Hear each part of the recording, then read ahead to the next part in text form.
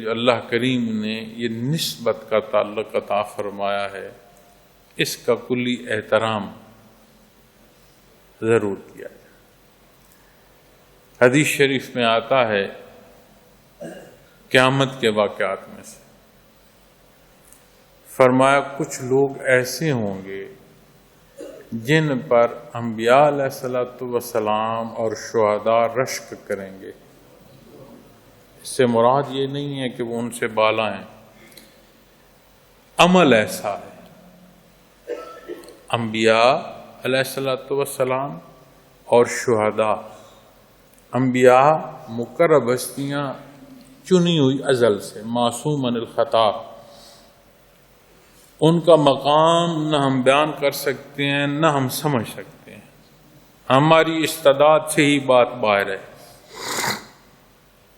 اور دوسرے شہداء، گواہ جنہوں نے شہادت جان دے کر دی، وہ گواہ شہید، فرمایا وہ رشک فرمائیں گے کنہیں؟ کچھ لوگوں کے چہروں کو دیکھ کر۔ فرمایا ان کے چہرے اتنے نورانی ہوں گے، اتنے نورانی ہوں گے کہ وہ دیکھ کر رشک فرمائیں گے۔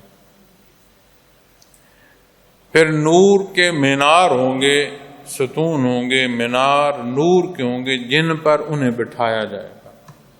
کب؟ قیامت کے دن۔ وہ کون ہوں گے؟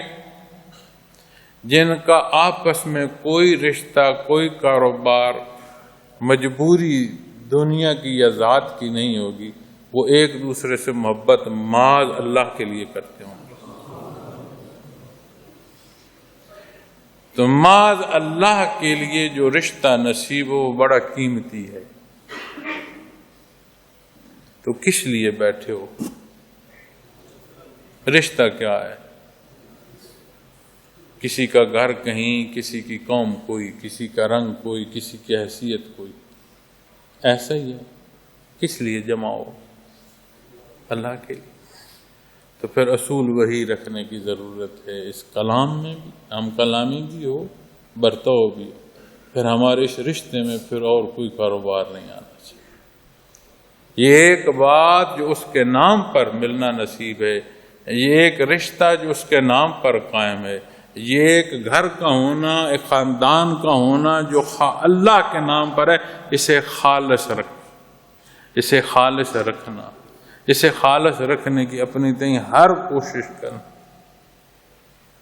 دنیا میں بے شمار حصے ہیں، بے شمار معاملہ، تو یہ وہ حصہ ہے کہ اللہ جل شانہ کا خصوصی احسان ہے۔ اللہ کریم ان دو ایمان والوں سے محبت فرماتا ہے جن کا کوئی اور رشتہ نہ ہو معاذ اللہ کی ذات۔ اللہ کریم یہ خالص تعلق رکھنے کی توفیق عطا فرمائے۔ وآخر دعوانا الحمدللہ۔